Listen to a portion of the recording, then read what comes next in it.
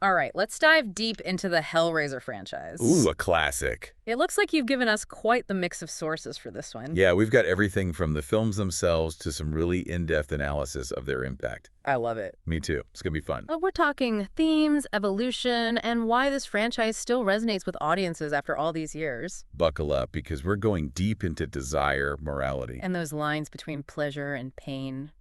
You know, what really strikes me about Hellraiser is that it came from such a unique place. Yeah. Like, Clive Barker really wanted to break the mold. He wasn't interested in just rehashing those tired horror tropes. No, he wanted to explore the darkness in human nature, but make it visceral and intelligent. You can see that right from the start with his novella, The Hellbound Heart, which was, of course, the source material for the first film. Exactly. It's not just about jump scares. It's about delving into those forbidden desires that kind of fascinate and terrify us at the same time. Oh, absolutely. And it's about the consequences of chasing pleasure without thinking about the cost.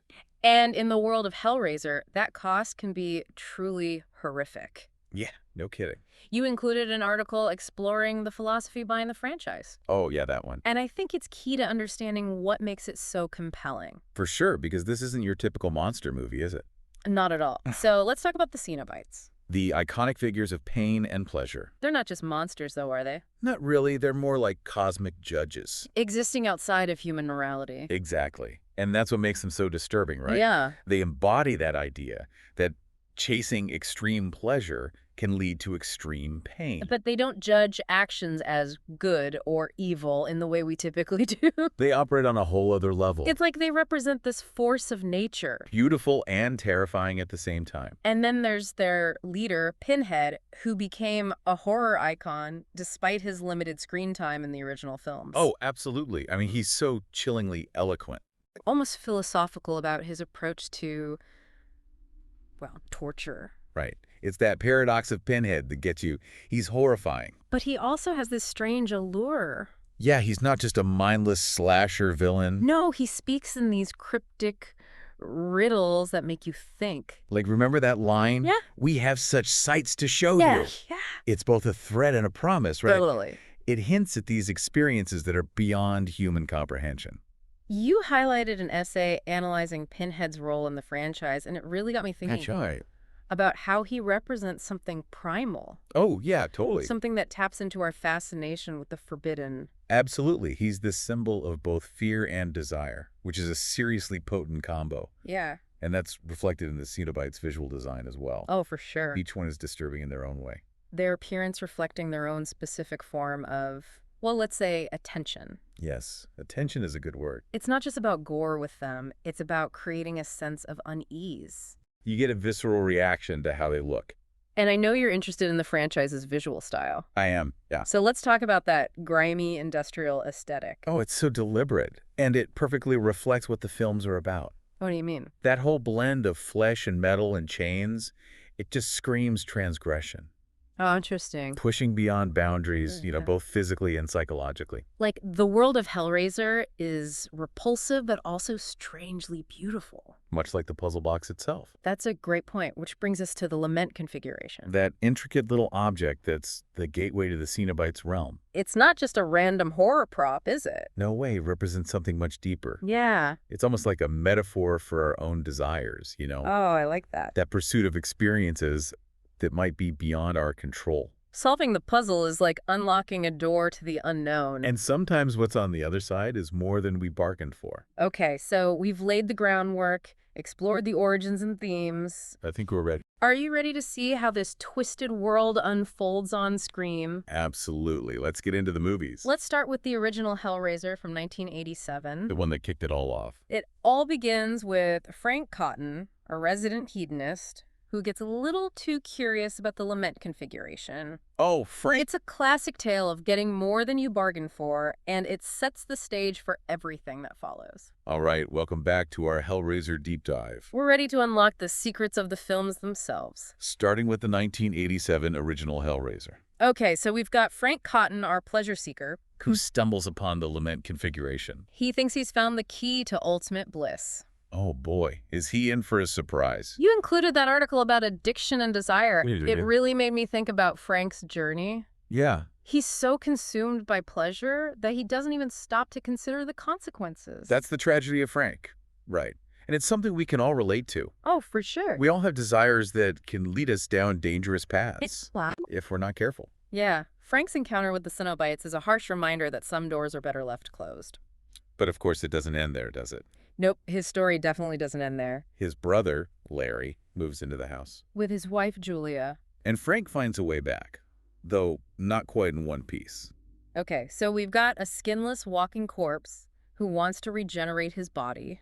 Talk about an awkward family reunion. That's got to be a tough one to explain to the neighbors. Right. And then there's Julia, who has her own history with Frank, Oh yeah, she gets drawn into a scheme, luring victims so he can feed. helping him rebuild himself, piece by bloody piece. It's twisted. A very messed up take on codependency It makes you wonder how far you'd go. for your own desires, Or to help someone you care about. even if it means crossing some serious lines. But amidst all this chaos, we have Kirsty. Larry's daughter, She's the one who faces down both Frank and the Cenobites. our classic final girl. But she's not just running and screaming. No, she's smart. She's resourceful. And she's willing to make deals with the devil, so to speak, to survive. Kirsty's journey really brings in that human element Yeah. to all this cosmic horror. She's not looking for forbidden knowledge like Frank. No, she's trying to protect herself and her family. From the consequences of his actions. I love how she uses her intelligence to outmaneuver the Cenobites. It's a good reminder that sometimes our best weapon is our own cunning. But that puzzle box, the lament configuration, It keeps pulling people back in, which leads us nicely to Hellbound, Hellraiser's the second. which picks up right where the first one left off. Kirsty's in a psychiatric hospital, but the box, And the Cenobites. they aren't done with her yet. No, not even close. And this time, it's Dr. Chenard, Head of the hospital. who gets caught in the web Of desire. and obsession. He's fascinated by the box. He sees it as a key to unlocking the secrets of the mind. But we saw what happened with Frank. Curiosity can be a dangerous thing. You pointed out how Dr. Chenard's story kind of mirrors Frank's. Right, their motivations are different, But they both end up consumed by their desires.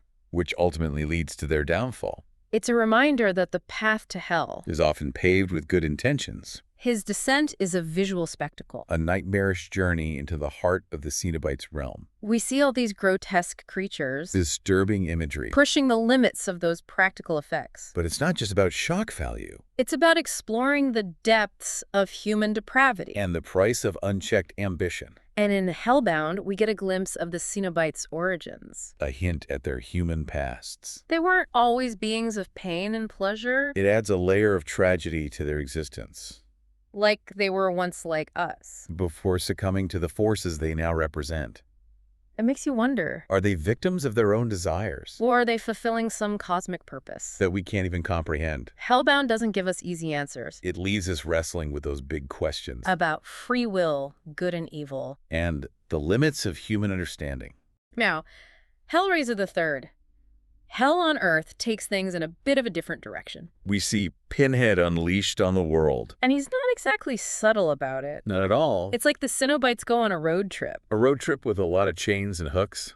We get that iconic nightclub scene. Pinhead really lets loose. It's definitely a memorable moment. This film also delves into Pinhead's backstory a bit. We learn how Captain Elliot Spencer A World War I soldier. became the Pinhead we know and fear. It's a fascinating look at how his past His trauma. shaped his transformation. Like, the Cenobites aren't just mindless monsters They're complex with their own histories. and motivations. And then there's Hellraiser, Bloodline, Oh yeah, the one that tries to connect it all? spanning centuries, even going into space. We learned about the origins of the lament configuration, Its creator, the purpose behind it all. it's ambitious. Trying to tie everything together. Doesn't always succeed, but it's interesting. It offers some insight into the box. And the forces at play.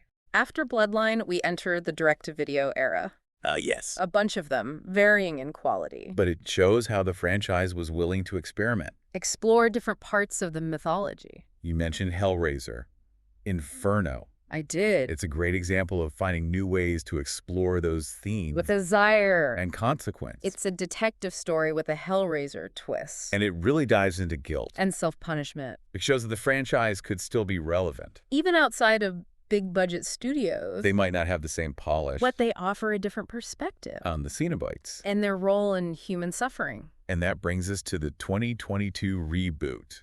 A bold move. It wasn't just a remake, It was a but reimagining, creating it for a modern but audience. still staying true to the original. And visually, Cenobites, got an upgrade. their designs were incredible. And we meet Riley, Our new protagonist. battling addiction. Her story echoes Frank's in a way. How our demons can lead us down dark paths. Just like the pursuit of forbidden pleasure, It connects those themes of addiction and desire to the mythology.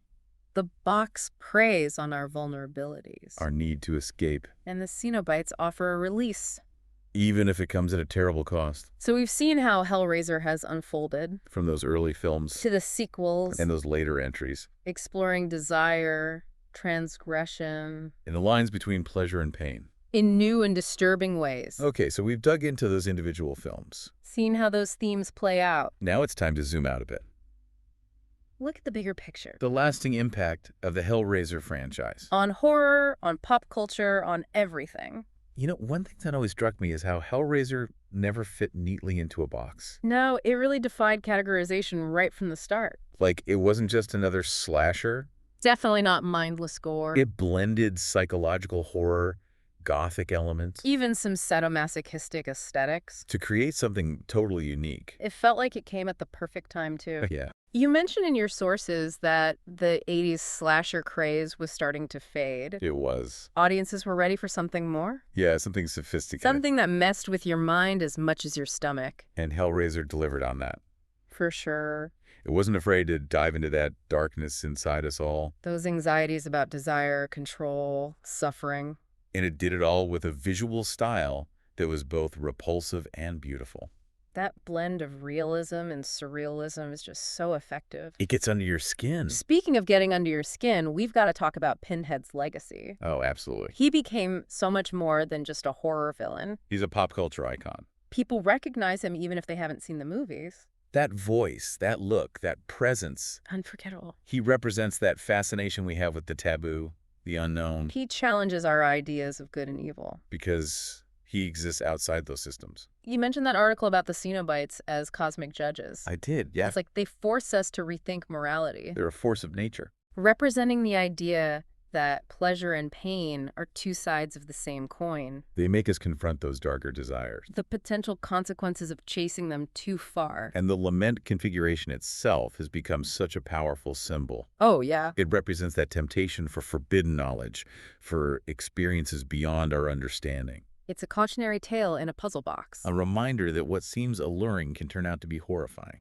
Beyond the characters and the imagery, Hellraiser had a huge impact on the horror genre as a whole. Absolutely. It paved the way for smarter, more challenging films. Films that weren't afraid to delve into psychology. And complex themes. And the franchise's willingness to evolve is impressive. The recent reboot proved that, Updating those core ideas for new audiences. while staying true to the spirit of the original. Clive Barker really created something special with Hellraiser. He did. And the future of the franchise looks pretty exciting. We've heard rumors of spin-offs, prequels, even more exploration of the box's history. Sounds like the Cenobites aren't done with us yet. They'll be lurking in the shadows. Waiting for the next curious soul to unlock those secrets. So as we wrap up our deep dive, Yeah. I'm curious, what did you take away from all this? What resonated with you? Do you see the Cenobites as monsters or something more? What about the box? Pure temptation or something deeper? Those are the questions that stick with you. Long after the credits roll. And that's the power of Hellraiser. It provokes those thoughts, sparks debate. Reminds us that the line between pleasure and pain. Can be thinner than we think. So, will you be tempted to open that box? Will you explore those desires? The choice is yours. But remember, The Cenobites are listening. and they have such sights to show you.